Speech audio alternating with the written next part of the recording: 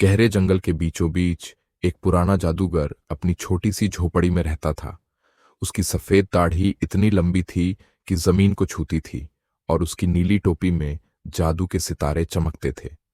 वह बहुत होशियार था, लेकिन उसकी एक आदत थी, वह चीजें भूल जाता था।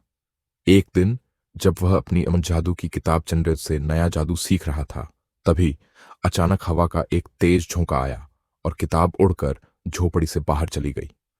अरे, मेरी जादू की किताब! जादूगर चौंक पड़ा और भागते हुए बाहर आया, लेकिन तब तक किताब हवा में उड़ चुकी थी। प्यारी परी की मदद। यह देखकर पास ही उड़ती हुई गुलाबी परी लिली नीचे उतरी। क्या हुआ बाबा जादूगर? उसने नर्म आवाज में पूछा। अरे बेटा, मेरी किताब उड़ गई।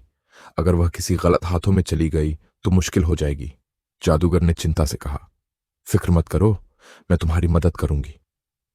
लिली ने अपनी जादुई छड़ी घुमाई और हवा में सुनहरी रोशनी बिखर गई। तभी एक चमकती हुई चिड़िया उभर आई। यह चिड़िया हमें बताएगी कि तुम्हारी किताब कहां गई है। किताब की तलाशम परी और जादूगर चिड़िया का पीछा करते हुए जंगल में आगे बढ़े। घने पेड़ों के पीछे उन्हें हंसी की आवाज सुनाई दी। यह शरारती भूत टिम्मोम माड़ी था, जो एक पुरानी खंडहर में बैठा जादू की किताब के पन्ने पलट रहा था। वाह, अगर मैं इस जादू से अदृश्य हो जाऊं तो मैं हर जगह मस्ती कर सकता हूं। टिम्मो हंसा। ओह नहीं, अगर उसने यह जादू सीख लिया तो बड़ी गड़बड़ हो जाएगी, जादूगर ने फुसफुसाकर कहा। बुद्धिमानी से जीतफोम परी को एक तरकीब सूझी।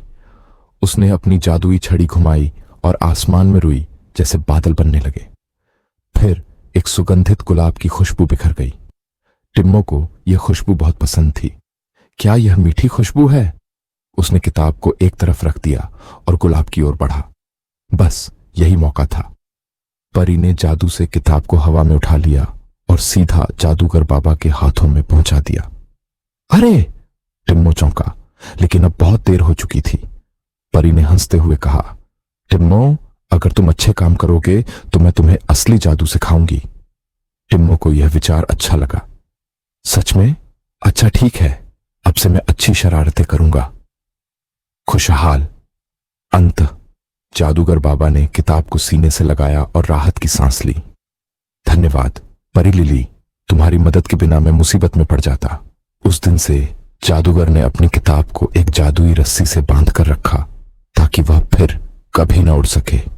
और परी लिली और टिम्मो अच्छे दोस्त बन गए, जो अब जंगल में सिर्फ अच्छी शरारतें करते थे।